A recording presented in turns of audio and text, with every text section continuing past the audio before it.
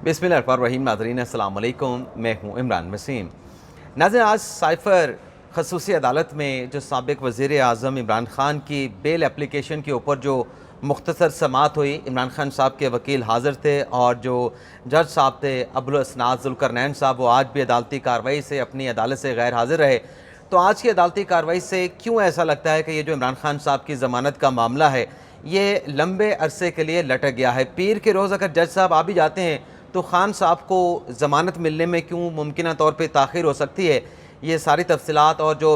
अदालती कार्रवाई का अहवाल है, उसकी डिटेल अभी कुछ देर में आपके साथ हम शेयर करेंगे। बुशरा बीबी साहिबा की गिरफ़्तारी के हवाले से एक बड़ी अहम खबर है। कहाँ पे फ़ैसला हुआ है बुशरा बीबी साहिबा की गिरफ़्तारी का, इस पर भी आपके साथ डिटेल शेयर करेंगे। साबिक़ वज़ीर पंजाब चौधरी परवेज़ इलाही साहब से मुतल्लिक जज ने परवेज़ इलाही को इनकार कर दिया। कल 3 रिलीफ मिले, लेकिन आज जज का परवेज़ इलाही साहब को रिलीफ देने से इनकार। और इसके अलावा हमारे वीडियो लॉग की जो दीगर अहम खबरें हैं, ये सारी डिटेल आप नाज़रीन के साथ हम शेयर करेंगे। तो सबसे पहले बात कर लेते हैं कि बुशरा बीबी साहिबा की गिरफ़्तारी का फ़ैसला कहाँ हुआ और कहाँ इस गिरफ़्तारी के फ़ैसले का इजहार भी कर दिया गया है। नाज़रीन, जो तोशा खाने के तहफ़ साबिक़ वज़ीर आज़म इमरान ख़ान साहब ने बेचे, उन तहफ़ से मुतल्लिक जो इलेक्शन कमीशन में या जो सोशल मीडिया के ऊपर एक रसीद चलती रही कि जो घड़ी थी जो मोहम्मद बिन सलमान ने इमरान ख़ान साहब को दी थी, उस घड़ी को फ़रोख्त करने की जो रसीद है वो इस्लामाबाद जना सुपर मार्केट के एक दुकानदार की थी, शॉपकीपर की थी। लेकिन बाद में उस दुकानदार का बयान आ गया कि मेरी तो ये जो रसीद दिखाई जा रही है, ये जो जाली है, मैंने तो इमरान ख़ान साहब से या उनके किसी जानने वाले से ये घड़ी नहीं खरीदी। तो उस स्टेटमेंट के ऊपर एक जालसाजी का मुकदमा इमरान ख़ान साहब और बुशरा बीबी साहिबा पे दर्ज किया गया। बुशरा बीबी साहिबा को इस केस में इसलिए इम्प्लीकेट किया गया कि उनकी एक ऑडियो आई थी जुल्फ़ी बुखारी के साथ, जिसमें वो जुल्फ़ी बुखारी से दरख्वास्त कर रही हैं कि इमरान ख़ान साहब की कुछ घड़ियाँ उनके पास मौजूद हैं, ये घड़ियाँ ले जाएँ और इसे मार्केट में फ़रोख्त कर दें। तो ये जो जालसाजी से मुतल्लिक, तोशाखाना जाली रसीदों से मुतल्लिक आज मुकदमे की समाअत हुई है ताहिर अब्बास सिपरा साहब की अदालत में। इसमें तफ्तीशी अफसर जो हैं, पुलिस के जो इस मामले की तफ्तीश कर रहे हैं, उन्होंने अदालत को आगाह किया कि जो ऑडियो है बुशरा बीबी साहिबा की, वो मैंने फ्रांसिक के लिए भिजवा दी है और हमें बुशरा बीबी साहिबा की गिरफ़्तारी दरकार है। हम बुशरा बीबी साहिबा को गिरफ़्तार करके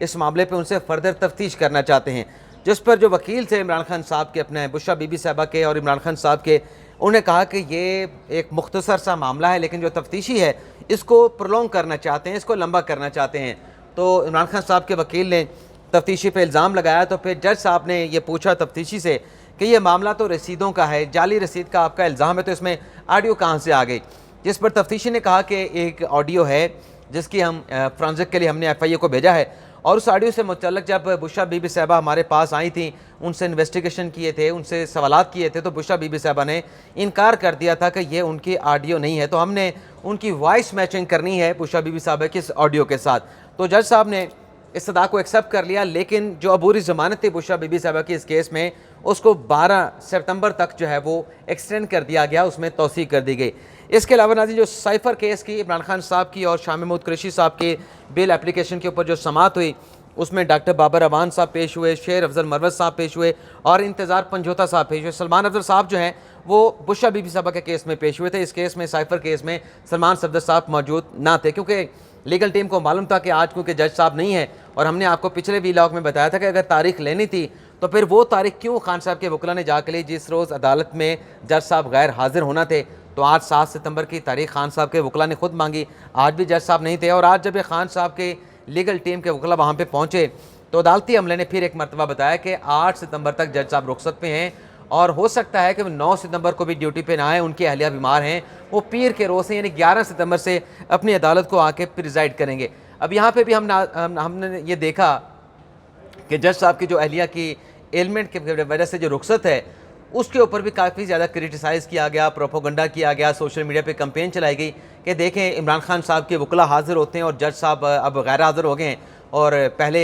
इमरान ख़ान साहब हाज़िर नहीं होते। वैसे ये खान साहब के लिए यूँ समझें कि वक्त की जो घड़ियाँ हैं वो उल्टी चलना शुरू हो चुकी हैं। पहले अदालतें बुलाया करती थी जब तक खान साहब गिरफ़्तार नहीं होते, खान साहब के वकला चले जाते थे, खान साहब के वकला कभी नहीं जाते थे, जूनियर वकला को भेज के वहाँ से तारीख ले ली जाती थी। अब जब से खान साहब तोशा खाना में गिरफ़्तार होने के बाद साइफ़र केस में गिरफ़्तार हुए हैं, अब खान साहब के वकला वक्त से पहले अदालत में मौजूद होते हैं। आज अगर जज साहब नहीं थे तो उसकी सिर्फ एक ही वजह है कि जज साहब की अहलिया बीमार हैं। और आखिरी जब इस केस की समाअत हुई थी 2 सितंबर को, उस रोज़ भी जज साहब की अहलिया बीमार थी और उन्होंने बता दिया था खान साहब की लीगल टीम को कि हो सकता है कि अगले हफ्ते मेरी अवेलेबिलिटी ना हो, मेरी दस्तयाबी मुमकिन ना हो सके। तो आज जब खान साहब के वकला वहाँ पे पहुँचे तो अदालती अमले ने बताया कि 11 सितंबर पीर के रोज़ से जो है वो जज साहब आएंगे। तो खान साहब की लीगल टीम ने कहा कि आप 9 सितंबर को हमारा मुकदमा रख लें और अगर जज साहब आ गए तो फबिहा ड्यूटी जज पे ड्यूटी के ऊपर जो जज मौजूद है उन्होंने अगर हमारी बेल एप्लीकेशन के ऊपर समाअत की तो फिर बसूरत तरीके फिर हम 11 सितंबर की आपसे जो है वो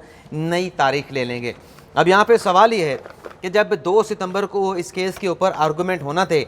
तो खान साहब के वकला को किसने मशवरा दिया था, किसकी मशावरत से फैसला किया गया था कि जज साहब के दायरा अख्तियार को हम चैलेंज करेंगे। चलें इस बात को, इस सवाल को भी छोड़ दें, हम इसका जवाब नहीं मांगते क्योंकि नुकसान अल्टीमेटली इमरान खान साहब का हो रहा है। उनकी बेल एप्लीकेशन के ऊपर अभी तक दलाइल का आगाज़ नहीं हुआ और कल की इस्लामाबाद हाई कोर्ट की समाअत के बाद अगर पीर के रोज़ भी इस अदालत में जज साहब आ जाते हैं, अपनी अहलिया की एलिमेंट के बाद वो अदालत को आके प्रिजाइड करते हैं, तो सबसे पहले तो जज साहब वो जो जुरिस्डिक्शन के हवाले से मतलब एक दरख्वास्त जुरिस्डिक्शन को जो चैलेंज किया गया है साइफर खुसूसी अदालत को, वो इस्लामाबाद हाई कोर्ट में चैलेंज किया गया है और दूसरी साइफर केस के हवाले से जुरिस्डिक्शन को उनकी अपनी अदालत में जज अबुल हसन जुल्करनैन साहब की अदालत में जो है खान साहब की लीगल टीम ने चैलेंज कर रखा है। तो कल आमिर फारूक साहब ने कहा था कि सबसे पहले तो फिर अबुल हसन साहब को अगर उनके जुरिस्डिक्शन को चैलेंज किया गया तो उसके ऊपर समाअत कर लें और उसके ऊपर जब समाअत होगी तो मेरी अदालत में जो दरख्वास्त है वो गैर मौसर हो जाएगी। तो फिर जिसको वो फैसला पसंद ना होगा वो अपील में आ जाएगा। तो फिर पीर के रोज़ भी अगर इमरान खान साहब के केस के ऊपर फर्दर कार्रवाई है तो जो जुरिस्डिक्शन का मामला है उसके ऊपर जो दरख्वास्त टेकअप कर ली गई है, अदालत में दायर कर दी गई है, उस पर अदालती कार्रवाई का आगाज़ होगा। पहले उसका फैसला होगा, फिर खान साहब की बेल एप्लीकेशन को टेकअप करके उसके ऊपर दलाइल का आगाज़ किया जाएगा। तो मुस्तकबिल करीब में भी इस केस में खान साहब की जो रिहाई है जो ज़मानत है वो होती हुई नज़र नहीं आ रही। इसके अलावा परवेज़ इलाही साहब के लीगल टीम ने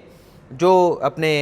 IG इस्लामाबाद, उसके साथ साथ डिप्टी कमिश्नर इस्लामाबाद और जो SSP ऑपरेशन के खिलाफ तौहीन अदालत की दरख्वास्त इस्लामाबाद हाई कोर्ट में दायर की थी, जिसे आज इस्लामाबाद हाई कोर्ट के जस्टिस तारिक महमूद जहांगीरी साहब ने टेकअप किया है और इस केस में सरदार अब्दुल राज़िक पेश हुए हैं उनकी तरफ से और एडवोकेट जनरल इस्लामाबाद पेश हुए हैं। आज जब अदालती कार्रवाई का आगाज़ हुआ तो जस्टिस जहांगीरी साहब ने पूछा कि क्या हमारे हुक्म के ऊपर परवेज़ इलाही को रिहा नहीं किया गया। तो परवेज़ इलाही साहब के वकील सरदार अब्दुल राज़िक ने बताया कि परवेज़ इलाही साहब को रिहा करने के बाद दोबारा से गिरफ्तार कर लिया गया। तो जज साहब ने कहा कि देखें, रिहाई के बाद अगर दोबारा गिरफ्तारी होती है तो इसमें फ़र्क है। इस अदालत ने ऐसा कोई हुक्म नहीं दिया था कि परवेज़ इलाही को रिहा करने के बाद किसी दूसरे मुकदमे में आप गिरफ़्तार नहीं कर सकते। हाँ, अगर रिहा ना करते तो हम तौहीन अदालत की कार्रवाई कर सकते थे, तौहीन अदालत की कार्रवाई पर नोटिस जारी करके सख्त एक्शन ले सकते थे। तो परवेज़ इलाही साहब के वकील ने कहा कि देखें, लाहौर हाई कोर्ट ने तो बड़ा वाज़ेह हुक्म दिया था कि आप परवेज़ इलाही को किसी मुकदमे में भी गिरफ्तार नहीं करेंगे। तो फिर जज साहब ने एक गालिबन उस्ताद की हैसियत से परवेज़ इलाही साहब के वकला को समझाया कि जनाब, अगर लाहौर हाई कोर्ट ने ऐसा हुक्म दिया था, उनके हुक्म की वायलेशन हुई है, तो आप लाहौर हाई कोर्ट में जाएँ। जो इस्लामाबाद हाई कोर्ट का फैसला था उस पर तो अमल दरामद हो गया। एक केस में रिहाई के बाद, हमारे हुक्म की तामील के बाद अगर दूसरे केस में गिरफ्तार कर लिया था तो हमने तो ऑर्डर यही दिया था कि परवेज़ इलाही को रिहा किया जाए अगर किसी दूसरे केस में वो उनकी हिरासत, उनकी कस्टडी रिक्वायर्ड नहीं है। तो हमारे हुक्म के ऊपर तो अमल दरामद करने के बाद रिहा कर दिया गया, हमारे किसी हुक्म की वायलेशन नहीं हुई। हाँ, अगर किसी दूसरे केस में गिरफ्तार किया गया तो अब मामला ट्रायल कोर्ट के पास है। ट्रायल कोर्ट अब परवेज़ इलाही साहब के किसी दूसरे केस में गिरफ्तारी के मामलों को देखेगी। तो सरदार अब्दुल राज़िक ने कहा कि दरअसल हुआ यह है कि आपके उस ऑर्डर को फ्रस्ट्रेट करने के लिए जो है पुलिस ने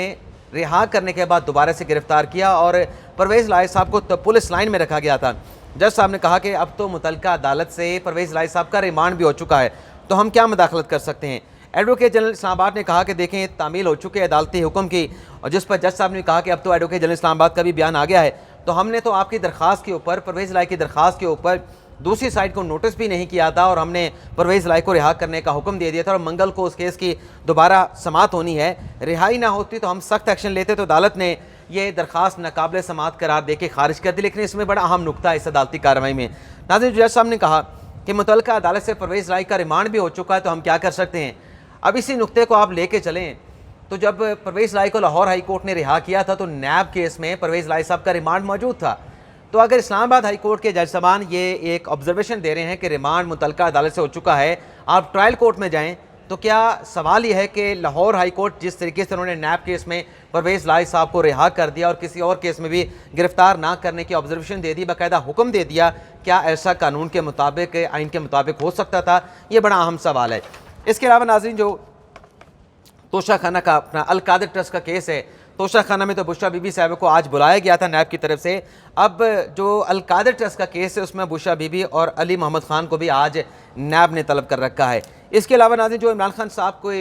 तोशा खाना में रिहाई तो हुई, इस्लामाबाद हाई कोर्ट के justice chief justice Aamir Farooq साहब ने और तारिक महमूद जंगीरी साहब ने 3 साल की जो इमरान खान साहब की सज़ा थी उसको सस्पेंड कर दिया था। लेकिन बाकी केसेस में खान साहब की गिरफ्तारी का जो खदशा था, जैसे कि साइफर केस में गिरफ्तार कर लिया गया, तो सलमान सफदर साहब ने इस्लामाबाद हाई कोर्ट में एक दरख्वास्त दायर की कि दूसरे किसी केस में इमरान खान साहब को गिरफ्तार ना किया जाए और जिन केसेस में खान साहब की गिरफ्तारी डाली जा चुकी है या जितने भी केसेस इमरान खान साहब के खिलाफ हैं उनकी डिटेल्स दी जाएँ। तो इस दरख्वास्त के ऊपर ऑब्जेक्शन लगे थे। आज एतराज़ात के साथ इस दरख्वास्त को टेकअप किया गया। चीफ जस्टिस आमिर फारूक साहब ने इस केस की समाअत की है और दलाइल देते हुए इमरान खान साहब के वकील सलमान सफदर ने आगाज़ में चौधरी ज़रूर केस का हवाला दिया और फिर सलमान सफदर साहब ने कहा कि पहले चूँकि छुट्टियाँ थी हमने इस केस को ज़्यादा प्रेस नहीं किया, जिस पर जस्टिस आमिर फारूक साहब ने कहा कि अभी भी इस्लामाबाद हाई कोर्ट में समर वेकेशंस चल रही हैं। और फिर सलमान सफदर साहब ने कहा कि अभी तक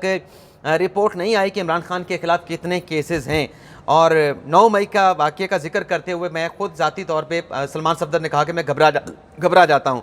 तो चीफ जस्टिस आमिर फारूक साहब ने रिलीफ का इंदिया दिया कि ऐसे करते हैं कि आपकी जो मरकज़ी दरख्वास्त है उस पर जो ऑब्जेक्शन लगे हैं उसको रिमूव कर देते हैं और मुतलका हुकाम से, वजारत दाखिला से, मुतलका जो अफसरान हैं उनसे रिपोर्ट तलब कर लेते हैं कि इमरान खान के खिलाफ कितने केसेस हैं, उनकी तफसीरात दी जाए। तो सलमान सफदर साहब ने कहा कि जामे रिपोर्ट मंगवाई जाए ताकि डिटेल आ जाए कि कम से कम इतना ज़रूर पता चले कि किन किन केसेस में इमरान खान साहब की जो अरेस्ट है वो डाल दी गई है, उन्हें गिरफ्तार कर लिया गया है। तो आमिर फारूक साहब ने कहा कि आपकी दरख्वास्त को जल्द समाअत के लिए मुकर्रर भी कर देते हैं, एतराज़ भी रिमूव कर देते हैं और साथ में मैं ऑर्डर भी कर देता हूं कि जो भी डिटेल है मुकदमात की वो जो है फराहम की जाए। और फिर सलमान सफदर साहब ने अदालत के सामने ये भी कहा कि 200 मुकदमात इमरान खान के खिलाफ दर्ज किए गए, हमारी मुश्किलात आजकल काफ़ी ज़्यादा बढ़ गई हैं। कवानीन की जो कानून है, कानून की जो हुक्मरानी की बात की जाती है तो पुलिस सियासी मुकदमात बना रही है, सियासी इंतकाम का निशाना बना रही है और कानून की जो बालादस्ती या कानून की जो हुक्मरानी है उससे ख़त्म कर दिया गया है। और फिर अदालत ने कहा कि ठीक है, हमने आपके दलाइल सुन लिए, एतराज़ भी रिमूव कर देंगे और डिटेल भी मांग लेंगे। इसके अलावा नाज़रीन, PSO के साबिक जो MD थे शेख इमरानुल हक साहब, जिनका नाम ECL में नैब रेफरेंस की वजह से शामिल किया गया था, बाद अज़ां नैब तरमीम के खिलाफ उनके बाद उनके खिलाफ जो रेफरेंस था वो एहतसाब अदालत ने वापस भेजे था। तो अब ECL में तो आज अदालत को बताया गया कि उनका नाम नहीं है, लेकिन ब्लैक लिस्ट में जो है वो शेख इमरानुल हक का जो नाम है वो शामिल किया गया है, जिस पर अदालत ने इस्तफसार किया कि कैसे नाम शामिल किया गया, फिर ब्लैक लिस्ट में क्यों शामिल किया गया। इस पर अदालत ने मुकदमे की समाअत को मुलतवी करते हुए कोई तारीख नहीं दी, लेकिन नोटिस जो है वो मुतलका फरीकैन को यानी वजारत दाखिला को जारी कर दिए हैं। DG FIA को भी नोटिस जारी कर दिया गया है। इसके अलावा नाज़रीन, बिजली के बिलों पर का जो मामला था, जो इस माह खासे बड़े बड़े एहतजाज हुए कि बिजली के बिल बहुत ज़्यादा आए हैं, आवाम सड़कों पे निकले, अपने बिजली के बिलों को भी उनकी जानिब से जलाया गया और हुकूमत ने एक इशारा दिया है कि इंदिया दिया कि हम आपको रिलीफ देने की कोशिश करेंगे, लेकिन फ़िलहाल जो माशी सूरत हाल है, रिलीफ देने के हवाले से हमें IMF के साथ बात करना पड़ेगी, उनके साथ निगोसिएशन करना पड़ेगी। तो जो प्लान हुकूमत पाकिस्तान ने दिए थे IMF को, एक तो कल खबर सामने आई थी कि वो भी रिजेक्ट कर दिया, फिर कोई नया प्लान दिया गया। तो अब जो 400 यूनिट के के ऊपर जो एक रिलीफ मांगा गया हुकूमत की तरफ से कि IMF हमें ये रिलीफ देने की इजाज़त दे, तो यह प्लान भी IMF ने रद्द कर दिया है। और इतनी एक आप यूँ कह लें कि एक मशरूत इजाज़त मिल गई है कि अगर आप 200 यूनिट तक इस्तेमाल करने वाले जो सार्फिन हैं उनको अगर रिलीफ देना चाहते हैं, अक़सात में अगर उनसे बिलों के पैसे वसूल करना चाहते हैं तो ये रिलीफ आप दे दें। लेकिन साथ में IMF ने इस बात का मुतालबा भी कर दिया है कि 1 जुलाई से, यानी अब तो सितंबर शुरू हो चुका है, 1 जुलाई, अगस्त और सितंबर में तक उसका इतलाक़ किया जाए और 1 जुलाई से गैस की जो कीमतें हैं उसमें 40 से 45% का इजाफा किया जाए। यानी अगर इस अक़सात में वो भी कोई रिलीफ नहीं है कि 200 यूनिट तक आपने बिजली इस्तेमाल की तो आपको कोई कंसेशन मिल जाएगी। कंसेशन इतनी है कि अक़सात में आपसे पैसे ले लेंगे और मेरा नहीं ख्याल कि जिन लोगों के 200 यूनिट तक बिजली के यूनिट उन्होंने इस्तेमाल किए हैं उनके बिलों पर इतना कोई ज़्यादा फ़र्क भी नहीं पड़ा होगा। लेकिन बहरहाल फर्दर जो भी डेवलपमेंट होगी उसकी डिटेल फिर अगले व्लॉग में। फ़िलहाल इजाज़त चाहते हैं। अल्लाह हाफ़िज़।